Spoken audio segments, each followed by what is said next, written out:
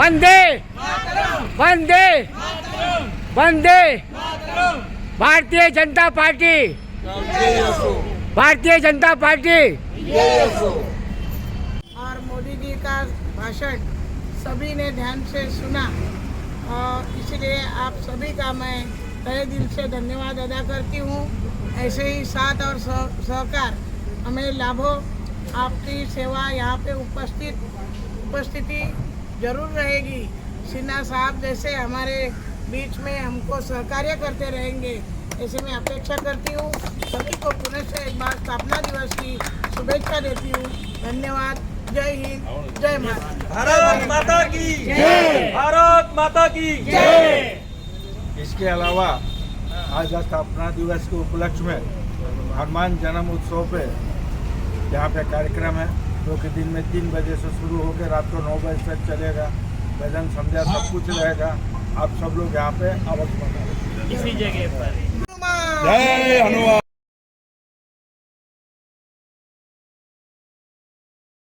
श्यामा प्रसाद मुखर्जी लाल चौक पर कश्मीर में जो उड़ंग हो रहा था, जो वहाँ पर कश्मीर में हिंदुओं को तंग और परेशान किया जा रहा था, उसके लिए श्यामा प्रसाद मुखर्जी ने यात्रा निकाली और वो यात्रा निकाल के कश्मीर तक लाल चौक पर झंडा फहराने के लिए पहुँच गए थे। और वहाँ पर जवाहरलाल नेहरू और कश्मीर का जो उस समय का लीडर था या सीएम था, शेख अब्दुल्ला हुआ करता था। ये शेख अब्दुल्ला, उसका बेटा फारूक अब्दुल्ला, ये सारे के सारे एक ही खानदान है। और कहा तो ये भी जाता है कि नेहरू और ये सब भाई हैं। ये वास्तव में हकीकत में, लेकिन बताते नहीं हैं। ये नेहरू तो अपने आप को हिंदू क्लेम करता है, मगर वास्तव में तो मुसलमान की ही औलाद है, सारी दुनिया जानती है। शेख अब्दुल्ला ने और नेहरू ने मिलकर के श्यामा प्रसाद मुखर्जी को गिरफ्तार कराया और गिरफ्तार करके जेल के अंदर उनकी मौत हुई। श्यामा प्रसाद मुखर्जी साहब की जेल के अंदर इतनी बड़े नेता की मौत हुई, ये सबसे बड़ा हमारे लिए दर्दनाक स्थिति थी। उसके बाद में अटल बिहारी वाजपेयी साहब और दूसरे नेता इससे जुड़ते चले गए और आज हमारे सामने जो जनसंघ या जिसको अभी भारतीय जनता पार्टी कहते हैं, जो सबूत सामने आ रहा है, जो आज की तारीख में विश्व की सबसे बड़ी पार्टी के रूप में उभरी है। जनसंघ के बाद में अब आपको एक और इतिहास बता देता हूँ। सन 1975 में सारी दुनिया को मालूम है, इंदिरा गांधी ने इमरजेंसी लगाई थी। इमरजेंसी का क्या होता है, किसी को भी कहीं से भी कभी भी गिरफ्तार किया जा सकता है, वो कोर्ट में भी नहीं जा सकता। उसके खिलाफ कोई आरोप है या नहीं, आप और हम यहाँ बैठे हुए तो उठा करके ले जाएंगे। चलो भाई, इंदिरा गांधी के इमरजेंसी लगाने के कारण लगभग पूरे हिंदुस्तान से 1 लाख लोगों को गिरफ्तार किया गया था सन 1975 में। जून 1975 में इंदिरा गांधी ने इमरजेंसी लगाई। इंदिरा गांधी ने इमरजेंसी क्यों लगाई वो भी मैं आपको बता देता हूँ। क्योंकि इंदिरा गांधी ने 71 में जो लोकसभा के इलेक्शन हुए थे, उसमें रैम्पेंट भ्रष्टाचार किया था, खूब भ्रष्टाचार किया था इंदिरा गांधी ने, और एक भ्रष्टाचार करके उसने इलेक्शन जीता था। कोर्ट में उसके खिलाफ केस लगाया था और कोर्ट में इंदिरा गांधी हार गई। इलाहाबाद हाई कोर्ट के जज थे आदरणीय श्री सिन्हा साहब। सिन्हा साहब ने फैसला सुनाया, उनकी हिम्मत थी, उन्होंने इंदिरा गांधी के खिलाफ फैसला दिया और ये फैसला दिया इसका चुनाव अवैध है और ये अगले 6 साल तक कोई चुनाव भी नहीं लड़ सकती। इंदिरा गांधी तो आपको मालूम है पूरी तरह से डिक्टेटर थी। उसके रास्ते में जो आता था उसको उड़वा तक देती थी, उसको कोई परवाह नहीं था। उसके ऊपर बहुत सारी हत्याओं का आरोप है, लेकिन सिद्ध नहीं कर सकते थे। उसके बाद में उसको कोई रास्ता नहीं दिखा कि अभी तो उसको इस्तीफा देना ही पड़ेगा।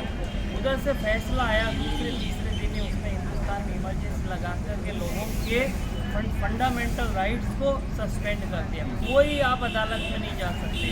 और विपक्ष के सारे नेताओं को, अटल बिहारी वाजपेयी, लाल कृष्ण आडवाणी, चंद्रशेखर, जयप्रकाश नारायण, कितने नाम गिनाऊं, सारे विपक्ष वालों को इंदिरा गांधी ने जेल में डाल दिया सन 75 तो 19 महीने तक इमरजेंसी चली थी, पूरे 19। उस समय जनसंघ हुआ करती थी। 19 महीने तक इमरजेंसी चली थी और सारे के सारे नेता 19 महीने तक जेल में रहे थे। मैंने अपनी आंखों से देखा है उन लोगों के परिवार वालों के पास में खाने के दाने नहीं रहे थे जिनको गिरफ्तार किए थे, छोटे छोटे नेताओं को। भाई हमारे अन्ना भाई को गिरफ्तार कर लो, 19 महीने तक जेल में डालते हैं, पैसे में कमाने वाला कौन रहेगा, कहाँ से आएगा पैसा। पड़ोसी ने उनकी मदद की थी, जैसे तैसे टाइम। 19 महीने के बाद में मार्च में इंदिरा गांधी ने वो इमरजेंसी हटाई 77 में। उसके बाद में लोकसभा के इलेक्शन कराए और आप सबको मालूम है लोकसभा के इलेक्शन में इंदिरा गांधी पूरी तरह से हार गए। और उस लोकसभा के इलेक्शन के जस्ट पहले ये सब विपक्ष के नेताओं ने मिलकर के मीटिंग की और उन्होंने एक पार्टी का निर्माण किया था, उसका नाम था जनता पार्टी। और आदरणीय जयप्रकाश नारायण जी ने ही आंदोलन चलाया था।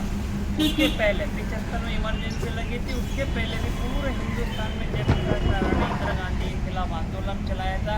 क्योंकि इंदिरा गांधी की नीतियाँ जहाँ एक तरफ से लोकतंत्र का गला घोटने की हुआ करती थी, दूसरी तरफ गरीबों के खिलाफ हुआ करती थी, तीसरा भ्रष्टाचार रैम्पेंट था, बेरोजगारी बढ़ रही थी, आम आदमी बहुत परेशान था, विकास के कोई काम नहीं हुआ करते थे, इतनी गुंडागर्दी थी उन लोगों में, इसलिए माहौल बहुत अच्छा था।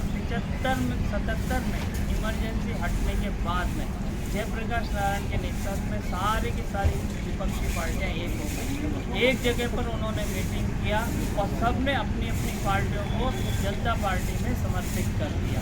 सबको ख़त्म करके एक पार्टी बना दिया, जनता पार्टी। वास्तव में उसके नेता जयप्रकाश नारायण ही थे, उनके नेतृत्व में 77 में फिर इलेक्शन लड़ा और इलेक्शन में इंदिरा गांधी पूरी तरह से हार गई थी। स्थिति ये थी कि इंदिरा गांधी खुद अपनी रायबरेली सीट पर भी हार गई थी। राजनारायण हुआ करते थे उस समय, उनके खिलाफ इलेक्शन लड़ा था, राजनारायण जीते थे। इंदिरा गांधी पहली बार जिंदगी में अपना खुद का इलेक्शन हार गए। अब 77 में जब जनता पार्टी को बहुमत मिल गया, उस समय फिर वही सवाल खड़ा हो गया, प्रधानमंत्री कौन बनेगा।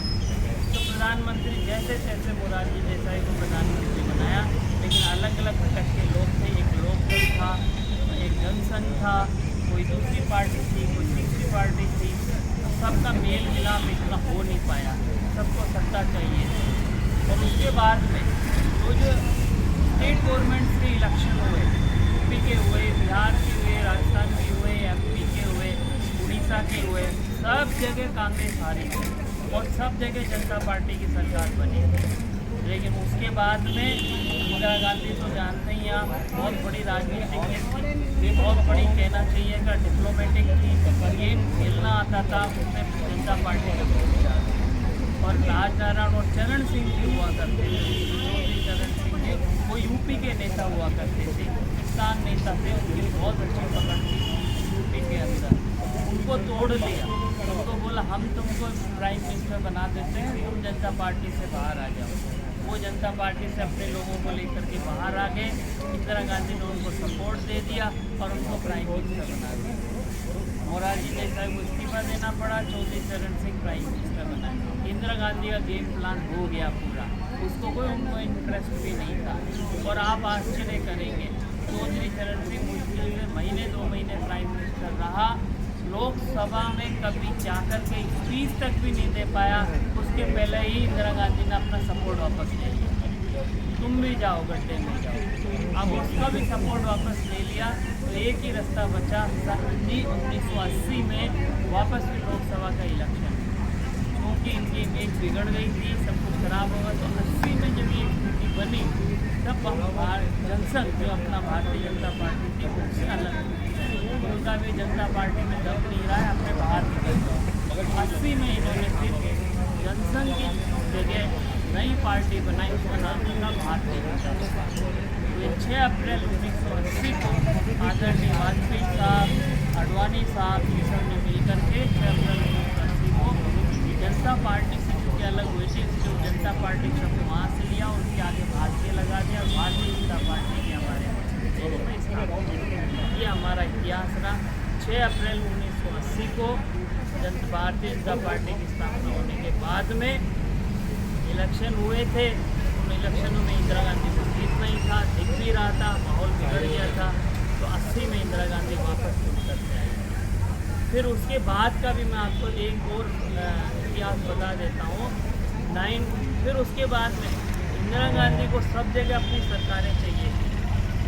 चालू। के नाम से जो इसकी स्थापना हुई थी वो हमारे श्यामा प्रसाद मुखर्जी साहब ने किया था, जो कलकत्ता वाले थे, और वो पूरी तरह से राष्ट्रवाद में ओतप्रोत हुआ करते थे और देश के विकास के लिए देश के समर्पित होने के कारण उन्होंने जनसंघ की स्थापना की थी। और आपको जानकर के आश्चर्य होगा कि श्यामा प्रसाद मुखर्जी को, जो कि विपक्ष में थे, उसके बावजूद भी जवाहरलाल नेहरू ने उनको अपना कैबिनेट में लिया था, मिनिस्टर बनाया था श्यामा प्रसाद मुखर्जी को। वो एकमात्र इतिहास में ऐसा उदाहरण है कि किसी भी गवर्नमेंट ने किसी विपक्ष के नेता को अपनी कैबिनेट में लिया हो। Shyama Prasad Mukherjee is the only leader अपने इतिहास में, भारत के इतिहास में आज तक भी किसी भी विपक्ष के नेता को किसी भी गवर्नमेंट ने मिनिस्टर नहीं बनाया। He was the only person. लेकिन आप लोगों को और हम लोगों को सबको मालूम है, जवाहरलाल नेहरू तुष्टीकरण का बादशाह हुआ करता था। हिंदुओं के खिलाफ उसकी नीति हमेशा से चला करती थी।